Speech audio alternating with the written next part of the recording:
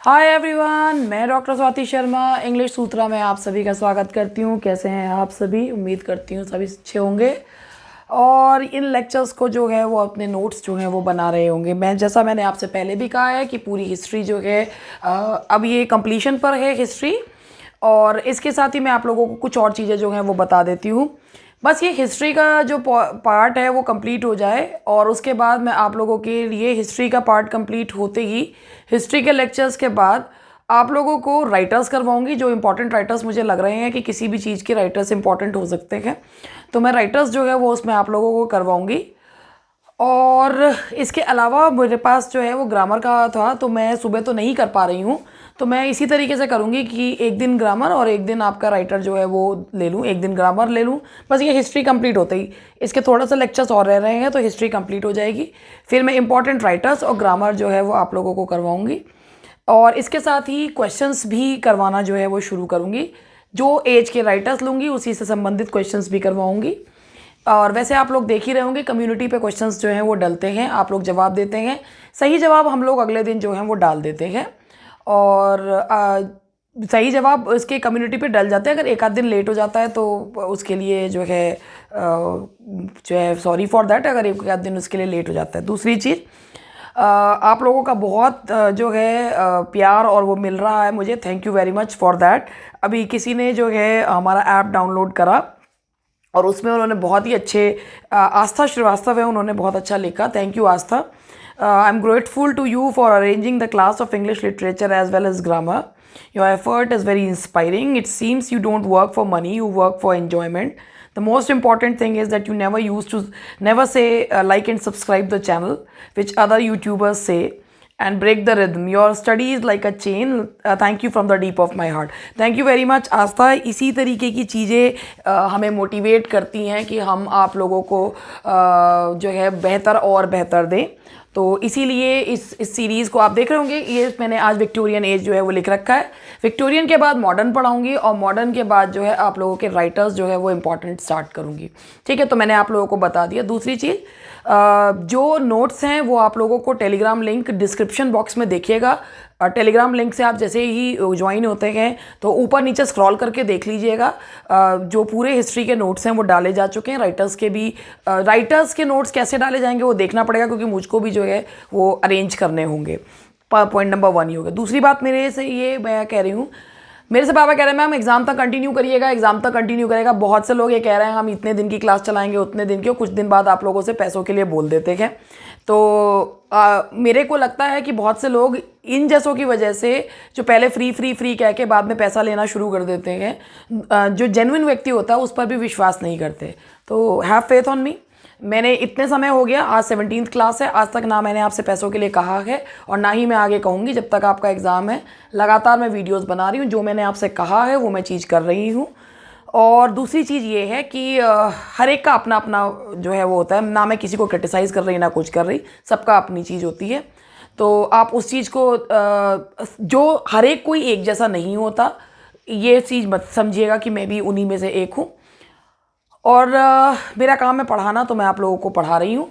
तो इसीलिए चलिए अब बाकी बातें बाद में करेंगे। चलिए अब हम लोग जो है स्टार्ट करते हैं। चलिए सबसे पहले हम लोग विक्टोरियन एज के बारे में जानेंगे कि विक्टोरियन एज है क्या, विक्टोरियन एज को क्या कहा जाता है। विक्टोरियन एज एक एज थी, इसमें बहुत सी क्रांति जो है वो हुई थी। इट वॉज एज ऑफ, जैसे साइंस की और रिलीजन की, साइंस की एज थी ये, और इसमें साइंस और रिलीजन के बीच में काफ़ी जो है वो जैसे कहना चाहिए ना, झगड़ा सा था साइंस और रिलीजन के बीच में। क्यों था इसका रीज़न देखिए। अभी हम रोमांटिक एज से आए, रोमांटिक एज जो कि इंडस्ट्रियल रेवोल्यूशन हुआ था और वही चीज़ चलती ही रही थी। तो उसमें था नेचर, बैक टू नेचर, क्योंकि लोग इंडस्ट्रियलाइजेशन की वजह से इतने फेडअप हो चुके थे कि बैक टू नेचर की वो कही गई थी। ये एज जब क्वीन विक्टोरिया 1837 में 18 साल की उम्र में गद्दी पर आई, तो बहुत हद तक ये एज एक जो है एक शांत और वो थी, अगर बीच बीच में कुछ वॉर्स के और उसके मुद्दे ना उठे। क्वीन विक्टोरिया 18 साल की उम्र में 1837 में जो है इंग्लैंड की गद्दी पर बैठी।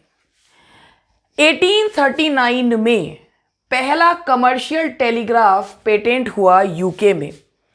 ये जो कमर्शियल टेलीग्राफ था ग्रेट वेस्टर्न रेलवे को कनेक्ट करा था, पेंडिंगटन विद वेस्ट ड्रेटन से जो है वो कनेक्ट करा था।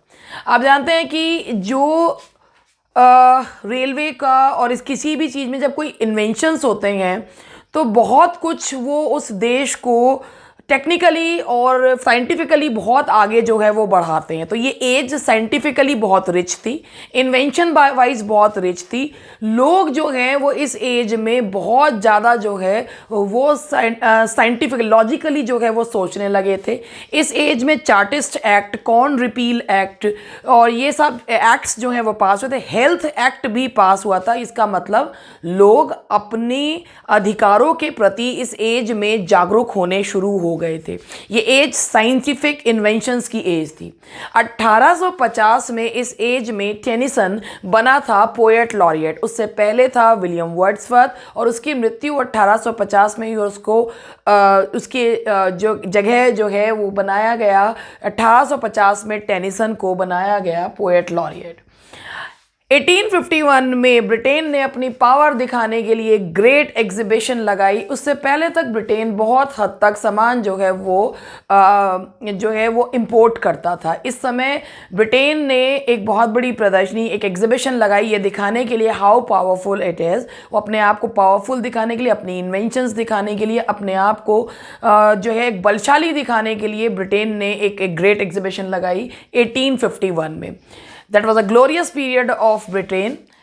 1853 में क्रीमियन वॉर जो है वो हुआ जिसने शांति कुछ समय के लिए भंग करी। ये वॉर था, रशिया एक साइड था, इंग्लैंड फ्रांस एंड कौन सी और कंट्री थी, इंग्लैंड, फ्रांस, टर्की, ये जो है वो एक तरफ थे और रशिया एक तरफ था। ये वॉर जो है बहुत ही बुरी तरीके से लड़ा गया था, यानी कि दोनों ही पार्टीज बहुत अच्छी तरीके से नहीं लड़ी थी। ये जो है इस वॉर में रशिया जो है वो हार गया था और हमने इस वॉर का मेंशन हिस्ट्री में इसलिए कर रहे हैं। टेनिसन की जो पोएम है the charge of the light brigade, उसमें टेनिसन ने इसी क्रिमियन वॉर पर को ही जो है वो समर्पित करते हुए ये पोएम लिखी है the charge of the light brigade. काफ़ी इम्पॉर्टेंट जो है वो पोएम है। इसके बाद 1859 में ये एक टर्निंग पॉइंट था विक्टोरियन एज का जब चार्ल्स डार्विन ने ओरिजिन ऑफ स्पीशीज़ लिखी। अब आप सोच रहे होंगे कि ये टर्निंग पॉइंट क्यों था, अब इसके बारे में समझिए। इससे पहले तक लोग जो हैं वो ये समझते थे we are the children of God.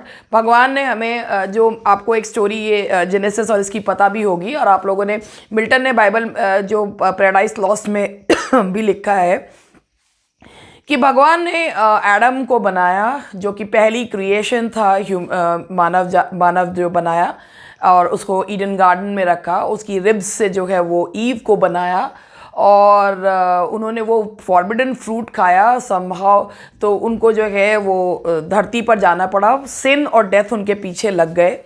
तो भगवान को ने एक नई दुनिया एक बनाई उनके लिए, जिसे अर्थ कहा जाता था, कि 6 दिन में दुनिया बनाई, 7वां दिन रखा सबैत। ये सब बाइबल में लिखा हुआ है और हम लोग जो हैं उन्हीं की संतान हैं, तो हम डायरेक्ट भगवान की संतान हैं। अब इस मिथ को तोड़ा किसने? चार्ल्स डार्विन ने। उसने कहा कि we human beings are made of cells से बने हैं। हम कहीं से कहीं तक जो हैं वो सीधा ईश्वर की औलादे नहीं हैं। बस इस बात पे लोगों के बीच में कॉन्फ्लिक्ट उत्पन्न हुआ, रिलीजन और साइंस में से किसे चुने। इसे विक्टोरियन कॉम्प्रोमाइज़ भी कहा जाता है। अब ये what is the meaning of this Victorian compromise? ये वर्ड विक्टोरियन में आता है। इन्होंने ना 3 चीज़ों में कॉम्प्रोमाइज़ करा था। पहला, मोनार्की एंड डेमोक्रेसी के बीच में दोनों को ही कॉम्प्रोमाइज़ था कि मोनार्की एंड डेमोक्रेसी को दोनों को ही इन्होंने अपने जीवन में स्थान दिया था। दूसरा कॉम्प्रोमाइज़ था कि रिलीजन और रेशनैलिटी को में इन्होंने कॉम्प्रोमाइज़ करा था। और तीसरा कॉम्प्रोमाइज़ था कि sexual relationship can take place only after marriage. तो ये विक्टोरियन कॉम्प्रोमाइज़ था। 3 चीज़ों में इन्होंने कॉम्प्रोमाइज़ जो है वो किया था। तो चार्ल्स डार्विन के ओरिजिन ऑफ स्पीशीज़ लिखते ही ये जो है चीज़ हो गई थी कि we are not the progeny of God, और हम लोग एक जो है सेल से बने हुए होते हैं, और इसने क्रांति जो है वो लोगों की सोच में ला दी थी। 1876 में क्वीन विक्टोरिया दो देशों की जो है वो रानी हो बन गई, यानी कि इंग्लैंड की वो थी ही। 1876 में she was crowned as the queen of India as well. भारत की क्वीन भी उन्हें घोषित कर दिया। And you know, queen Victoria वो पहली रानी थी जिनके नाम पर ही उनके जीवन काल में ही उनके नाम पर उनका जो एज थी, जो पीरियड था, उनके नाम पे कर दिया गया था विक्टोरियन एज। 1901 में क्वीन विक्टोरिया की मृत्यु जो है वो हो गई, और उसके बाद जो है वो मॉडर्न एज को हम मानते हैं। क्वीन विक्टोरिया का एज है 1837 टू 1901, जो ये एज मानी जाती है। तो इस एज में जो कुछ मूवमेंट्स हुए वो मैं आप लोगों को बताऊंगी। ऑक्सफोर्ड मूवमेंट क्या था, एस्थेटिक मूवमेंट क्या है, प्री रैफलाइट ब्रदरहुड क्या है, ये सब मैं आपको नेक्स्ट लेक्चर में जो है वो एक्सप्लेन करूंगी।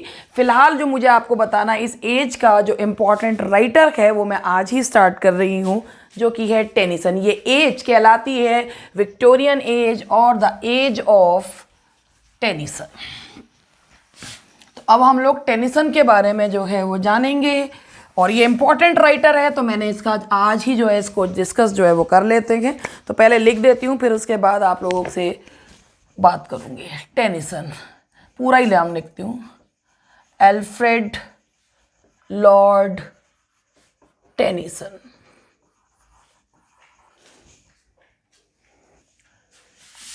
Eighteen 1892।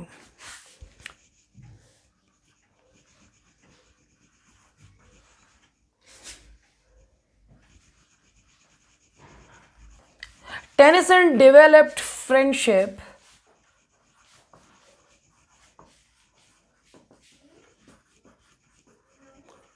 with Arthur Hallam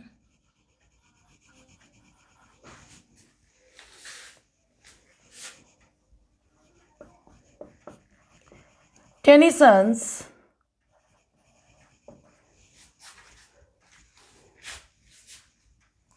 first collection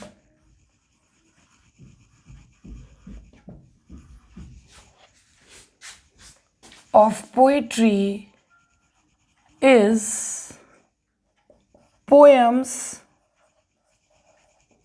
chiefly lyrical,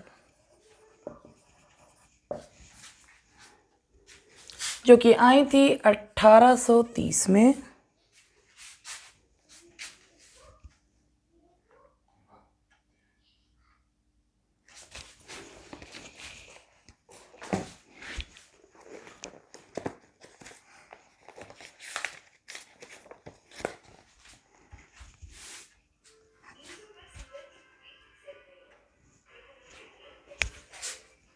ये पॉइंट पहले लिखना था, लेकिन मैं बाद में लिख रही हूँ।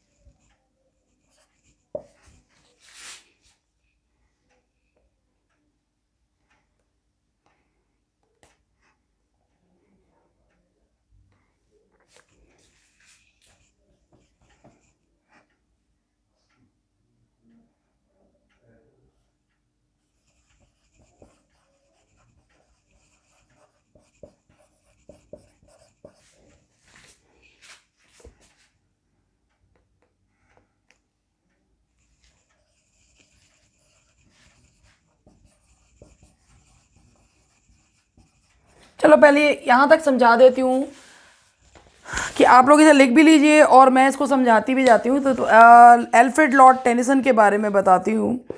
एल्फ्रेड लॉर्ड टेनिसन जो कि एक क्लर्जी मैन के बेटे थे, उनका जन्म हुआ था 1809 में, और वो जो है कैम्ब्रिज में उन्होंने आगे की पढ़ाई जो है वो की। टेनिसन की जो और इम्पॉर्टेंट चीज़ के बारे में बात करें तो उनको चांसलर मेडल मिला था अपनी पोएम टिम्बकटू के लिए। He got the chancellor medal for the poem Timbuktu. Timbuktu poem के लिए टेनिसन को चांसलर मेडल जो है वो मिला था। 20 साल उसने अपनी ज़िंदगी के जब उसमें 20 साल अपनी ज़िंदगी के बिल्कुल ट्रैंक्विलिटी में उसने बिताए। 1850 में वो पोएट लॉरिएट बना था। वर्ड्सवर्थ के बाद वो पोएट लॉरिएट बना था। टेनिसन जो एक क्लर्जीमैन का बेटा था, काफ़ी जो है वो जो है उसके अंदर धार्मिक और इस तरीके का व्यक्ति था और नए इस एज को रिप्रेजेंट करता था, इसीलिए उसे representative poet of Victorian era कहा जाता है। टेनिसन की दोस्ती जो है हुई थी जब अपने कॉलेज लाइफ में आर्थर हॉलम से, और वो उससे इतना ज़्यादा उसके से प्रभावित और उसको पसंद करता था कि जब 1833 में उसकी मृत्यु हुई तो वो इतना ज़्यादा जो है वो परेशान हो गया था कि उसने उसकी मृत्यु के उपरांत इन मेमोरियम लिखना शुरू कर दिया था। हालांकि इन मेमोरियम आई बहुत बाद में है। इन मेमोरियम जो है वो आई है, पब्लिश हुई है 1850 में, if I am not wrong. 1850 में इन मेमोरियम जो है वो पब्लिश हुई और ये उसकी one of the best poems में से एक कही जाती है। जब वो 17 साल का था तो उसने पोएम्स लिखी हैं कि पोएम्स बाय टू ब्रदर्स। ये जो पोएम बाय टू ब्रदर्स है ये अपने बड़े भाई चार्ल्स के साथ मिलकर उसने ये लिखी थी। और उसके बाद टेनिसन का जो फर्स्ट कलेक्शन ऑफ पोएम था, पोएम चीफली लिरिकल, ये 1830 में आया था। टेनिसन की जो ये वाली पोएम्स हैं, पोएम्स चीफली लिरिकल, ये थोड़ी सी इमेच्योर पोएम्स हैं। 1847 में उसका कलेक्शन आया द प्रिंसेस ऑफ मेडले। ये जो है एक नई वुमेन को दिखाता हुआ जो है ये कलेक्शन है, जिसमें उसने औरतों की पढ़ाई के बारे में बात करी है और उसमें एक नई औरत को जो है उसने ग्लोरीफाई जो है वो इसमें किया है, द प्रिंसेस। और इसके अब यहाँ तक आप लोगों ने अगर लिख लिया हो तो अल्फ्रेड लॉर्ड टेनिसन के बारे में मैं आगे आपको बताती हूँ। अब इसको जो है मैं आगे बढ़ती हूँ तो देखिए आगे के पॉइंट्स टेनिसन के नोट डाउन कर रही हूँ आप लोगों के लिए।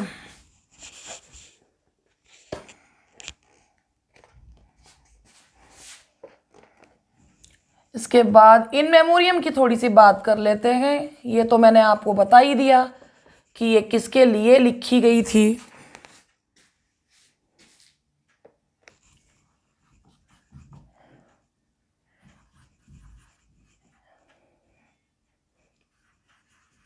It was written in the memory of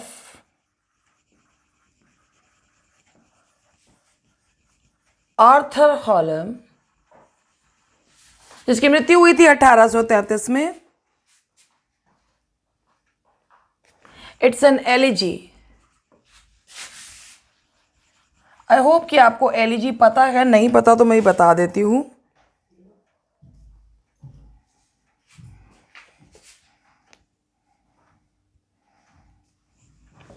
The Idylls of the King,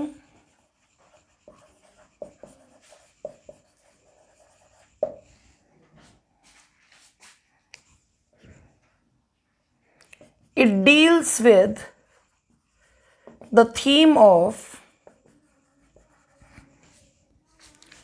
King Arthur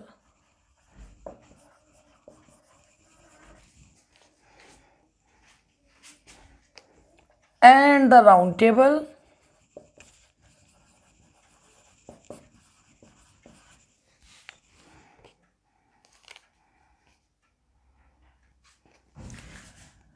Tennyson के कुछ ड्रामास भी हैं जो मैं लिख रही हूँ।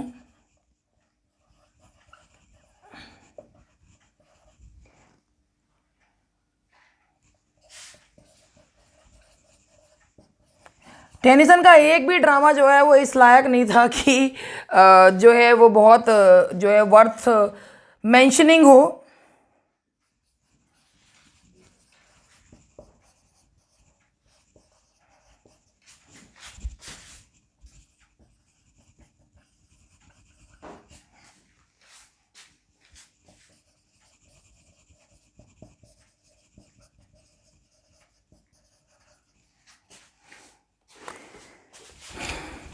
देखिए, इन मेमोरियम जो है वो उसने लिखी थी। मैंने आपको बताया कि आर्थर हॉलम की जो मृत्यु हुई थी वो हो गई थी 1833 में, और उसने तब लिखना शुरू कर दिया था, लेकिन उसे पब्लिश हुई थी वो पोएम काफ़ी लंबे समय तक है, वो काफ़ी लंबे समय अरसे के बाद जो है वो पूरी हुई है ये पोएम। और ये पोएम एक एलिजी थी, और ये आर्थर, इसमें उसने सीनिक ब्यूटी को काफ़ी जो है प्रस्तुत किया है। आइडल्स ऑफ द किंग ये लिखी है किंग आर्थर का रोमांस को दोबारा से जीवित करने की कोशिश की गई है। किंग आर्थर के रोमांस के जो साइकिल्स हैं ये अभी से नहीं है, एंग्लो सेक्सन ओल्ड इंग्लिश से ही जो हैं वो चले आ रहे हैं, जो कि किंग आर्थर के जो सबसे पहले जो है आइडल्स ऑफ ये मोटेड आर्थर जो लिखी है वो टॉमस मेलोरी ने लिखा था, जो कि एक प्रोज रोमांस था, और इसने मोटेड आर्थर जो है वो टेनिसन की पोएम है। ये दोनों भी अलग अलग हैं, ये मोटेड आर्थर टेनिसन की पोएम है और सर टॉमस मेलोरी की जो है वो एक प्रोज रोमांस है। इसके अलावा टेनिसन ने कुछ ड्रामा भी लिखे हैं। ये ड्रामा है Queen Mary, Harold Becket, the Falcon, the Cup, the Foresters. ये इनकी लिटरेरी वर्थ बहुत कम है। टेनिसन का कोई भी ड्रामा जो है वो वर्थ मेंशनिंग नहीं है कि, लेकिन फिर भी ये पता होना चाहिए कि कौन से ड्रामा टेनिसन ने लिखे हैं। तो यहाँ पर तक आप लोग देख लीजिए, उसके बाद हम आगे बढ़ते हैं।